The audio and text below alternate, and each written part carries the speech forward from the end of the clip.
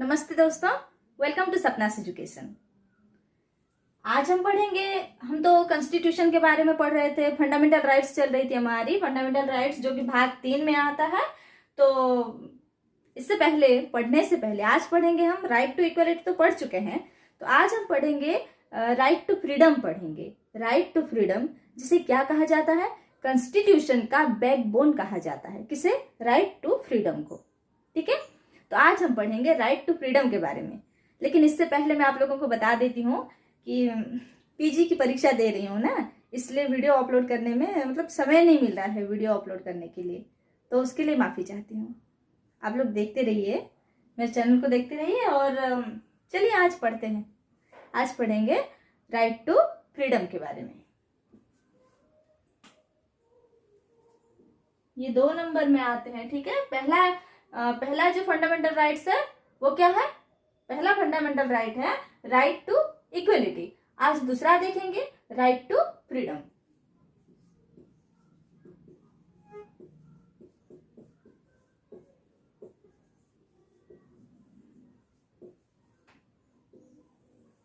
ये क्या है? स्वतंत्रता का अधिकार।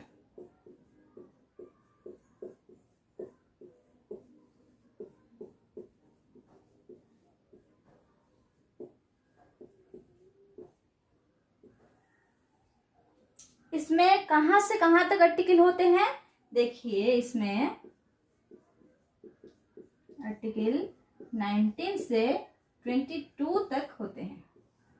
ठीक है, आर्टिकल 19 से 22 तक होते हैं। तो आज हम देखेंगे आर्टिकल 19 क्या कहती है। तो आज क्या पढ़ेंगे हम? आर्टिकल 19 के बारे में पढ़ेंगे। देखिए, आर्टिकल 19 में क्या है, चलिए समझते हैं। तो इसे मिटा देती हूँ, क्योंकि आर्टिकल 19 में जो है उसे लिखना पड़ेगा। इसे मिटा देती हूँ पहले। देखिए, आर्टिकल 19 इसे कहा जाता है बैकबोन। Backbone of constitution.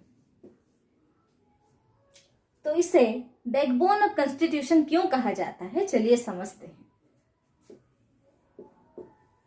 देखिए, सबसे पहले है इसमें क्या क्या करने की मतलब अधिकार है हमें। स्वतंत्रता की अधिकार, राइट टू फ्रीडम में किस चीज में हमें फ्रीडम दी गई है, इसके बारे में समझते हैं। तो देखिए, सबसे पहले जानते हैं कि सबसे पहला जो ये फ्रीडम है, तो सबसे पहले जो फ्रीडम दिया जाता है वो क्या है? देखिए, सबसे पहले हम जानते हैं एक्सप्रेशन। क्या है? अभिव्यक्ति।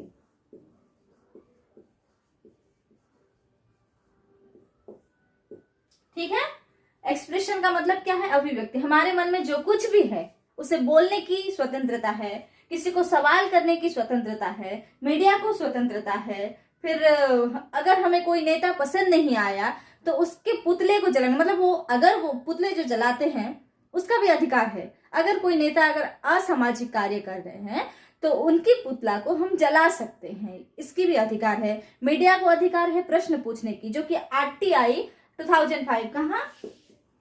आरटीआई, राइट टू इंफॉर्मेशन, 2005 में पूछने की अधिकार है। फिर देखिए, बोलने की अधिकार है, पूछने की अधिकार है, फिर मीडिया को अधिकार है, और अभी बोली पुतला जलाने की अधिकार है। ये सारे अधिकार आते हैं, मतलब ये सारे फ्रीडम है। हमें फ्रीडम दी गई है कि हम ये सब कर सकते हैं। लेकिन मीडिया जो है उसे पूछने की अधिकार है, लेकिन ये कुछ ज्यादा ही पूछ लेती है। मीडिया वाले कुछ ज्यादा ही पूछ लेते हैं। इसमें भी कुछ लिमिट्स है पूछने में। जो हमें जो फ्रीडम मिली है, फ्रीडम दी गई है बोलने में, पूछने की, बोलने की, मीडिया वालों को पुतला जलाने की, झंडा लहराने की भी है। जैसे कि अगर इंडिया पाकिस्तान का मैच चल रहा है, हम लोग देख रहे हैं फील्ड में, और स्टेडियम में देख रहे हैं, और अगर इंडिया जीत गया तो हम क्या करते हैं, झंडा लहराते हैं खुशी के मारे। तो झंडा लहराने की भी अधिकार है, स्वतंत्रता है। तो इन सब को कर ये सब अधिकार तो है, लेकिन कुछ लिमिट्स है, उसे मतलब लिमिट में रह के हमें करना चाहिए। तो वो लिमिट मैं अंत में बताऊंगी, ठीक है। तो अब इसे मिटा देती हूँ, इसके बाद देखेंगे और क्या करने की स्वतंत्रता है।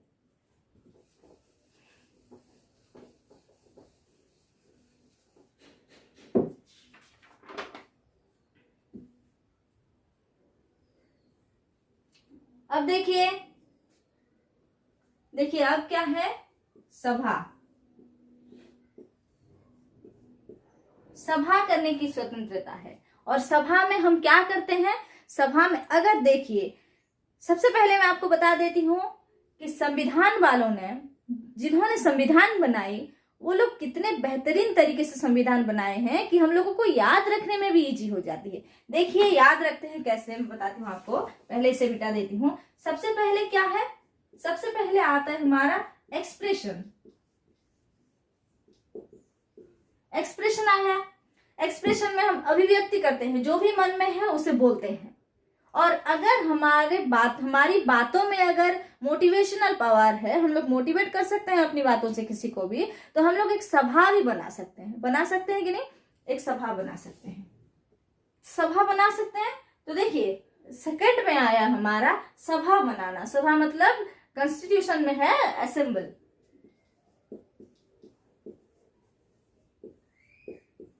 असेंबल कर सकते, इसे क्या कहा जाता है, सभा।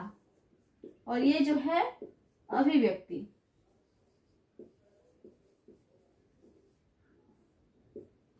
फिर देखते हैं, अगर हमारी बातों में मोटिवेशनल पावर है तो हम सबको बुला के एक सभा बना सकते हैं, कुछ लोगों को बुला के, और उन्हीं के साथ डिस्कशन करके हम क्या कर सकते हैं, एक संगठन बना सकते हैं। 3 नंबर में आया हमारा संगठन आता है, ठीक है। 3 नंबर में हम क्या करते हैं, इसमें आता है एसोसिएशन। संगठन के लिए संविधान में एसोसिएशन वर्ड का यूज किया गया है। एसोसिएशन में ये क्या है, संगठन है, ठीक है। हो गया, सभा बन गई, अभिव्यक्ति करने की स्वतंत्रता आ गई, फिर सभा बन गई, फिर संगठन बनाए हम। अभी अगर हमें संगठन बनाने के बाद कहीं घूमने का मन करता है तो हम घूमेंगे। अगर हमें शिमला घूमने का मन कर रहा है तो हम शिमला जाएंगे, कहीं भी आ जा सकते हैं, कहीं भी घूमने के लिए हम जा सकते हैं, इसकी भी स्वतंत्रता दी गई है। तो इसमें क्या है, देखिए फ्रीली मूव है, फ्रीली हम कहीं भी मूव कर सकते हैं, फ्रीली मूव कर सकते हैं। इसे क्या कहा जाता है, संचरण कहा जाता है, ठीक है। और नंबर 5 में आता है हमारा, अगर हम घूमने गए हैं, शिमला घूमने गए हैं, तो शिमला में रहने की अगर हमें, मतलब कुछ दिन ठहरने की, कुछ दिन रहने की अगर हमें मन करे तो हम रह सकते हैं कि नहीं, बिल्कुल रह सकते हैं, इसका भी अधिकार है, रह सकते हैं। आर्टिकल 19 के 5 नंबर में हम रह सकते हैं। तो कुछ दिन रहने के बाद अगर हमें लगे कि हम परमानेंटली रह जाते हैं तो हम परमानेंटली भी रह सकते हैं। तो निवास की अधिकार है, सेटल होने की। तो 5 नंबर में आता है हमारा रिसाइड एंड सेटल, ठीक है। फिर देखते हैं, इसे मिटा देती हूं, नंबर 6 लिखूंगी, इसमें स्पेस नहीं होगा।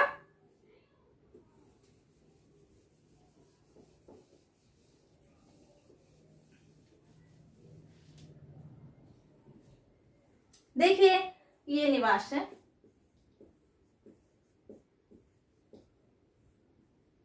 निवास की स्वतंत्रता भी मिल गई हमें। तो अगर हम निवास करेंगे तो हमें कोई संपत्ति तो चाहिए, कोई जमीन चाहिए, या फिर एक घर चाहिए रहने के लिए, एक छत चाहिए। तो हम कैसे क्या करेंगे, हमें अभी क्या चाहिए, संपत्ति चाहिए, जो कि 6 नंबर में आते हैं, संपत्ति।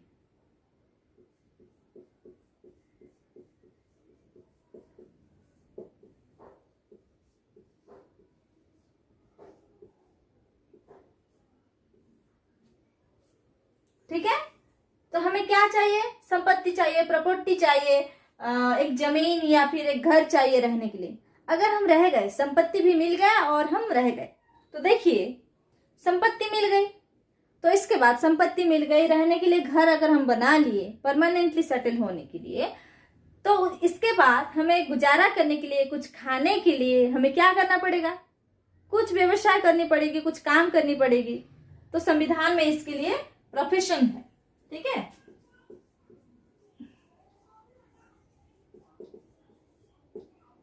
प्रोफेशन है जिसे क्या कहा जाता है, व्यापार। तो देखिए मतलब कैसे बेहतरीन तरीके से संविधान वालों ने इसे सजाया है। पहले तो हम अभिव्यक्ति कर सकते हैं, अभिव्यक्ति किए, फिर एक सभा बना सकते हैं, फिर सभा के बाद हम एक संगठन बना सकते हैं, संगठन भी बन गई, फिर हमें घूमने का मन करेगा, कहीं घूमने जाएंगे तो घूमने की, कहीं भी घूमने की स्वतंत्रता है जो कि संचरण कहा जाता है। फिर उसे उधर रहने की हमें अगर मन किया तो वहीं पे हम निवास कर सकते हैं, रहने की मन किया, फिर रहने के साथ साथ अगर हमें परमानेंटली रहने का मन करेगा तो हम क्या करेंगे, वहीं पे एक संपत्ति खरीद लेंगे।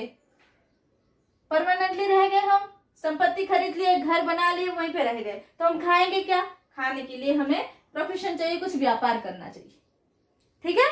तो ये कहा गया है आर्टिकल 19 में। लेकिन इसे शायद आप लोगों को अच्छे से समझ में आ गया होगा ये सब, और ये सब तो हम कर सकते हैं, लेकिन इसमें कुछ लिमिटेशन है, कुछ लिमिट में रह के हम करते हैं। वो लिमिटेशंस क्या है आप लोग देखिए, इसे मिटा देती हूँ, ठीक है। हमें जो स्वतंत्रता दी गई है उसे हम क्रॉस नहीं करेंगे, लिमिट क्रॉस नहीं होगा। जैसे कि आप लोगों को याद रखने की एक तरीका बता रही हूं मैं, U P² MC। U से आता है हमारा यूनिटी, P U से है, और ये P से है, U बोल रही हूँ इसलिए P को प्यू बोल रही हूँ। चलिए P से है हमारा सबसे पहले प्रोटेक्शन,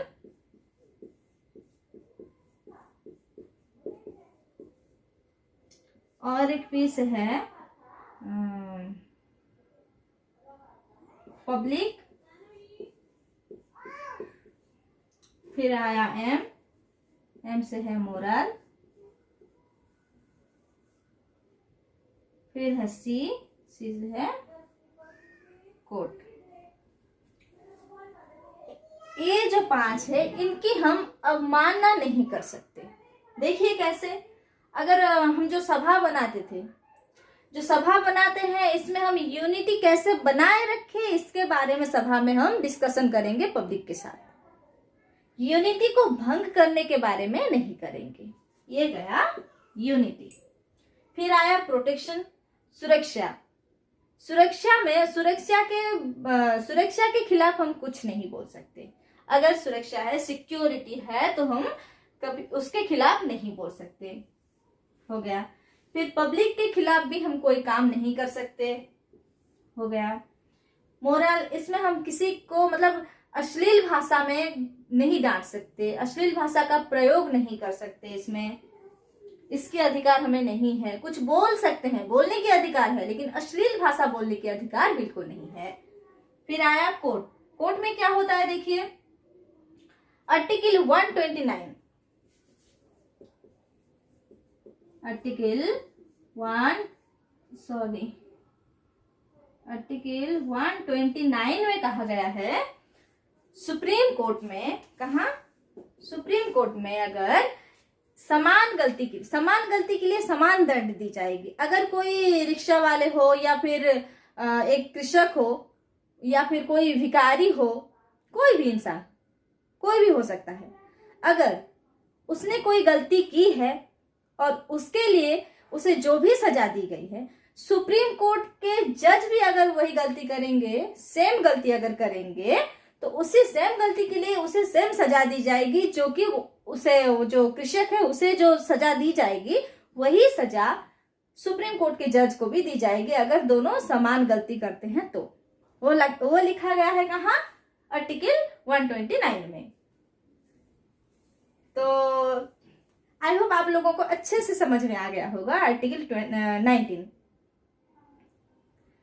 तो फंडामेंटल राइट्स की जो 2 नंबर में है राइट टू फ्रीडम में आर्टिकल 19 से 22 तक आते हैं, और आज हम पढ़ रहे हैं 19। फिर नेक्स्ट क्लास में पढ़ेंगे, क्योंकि नहीं तो क्लास लंबा हो जाएगा, आप लोगों को देखने के लिए भी मजा नहीं आएगा, इसलिए आज 19 रहने देते हैं। फिर कल 20 के बारे में पढ़ेंगे। फिर नेक्स्ट क्लास में हम कोशिश करेंगे तीनों को एक साथ पढ़ने के लिए। तो मेरे चैनल अगर आप लोगों को अच्छी लग रही है तो please like, share, comment and subscribe जरूर कीजिएगा। तो आज के लिए इतना ही, धन्यवाद।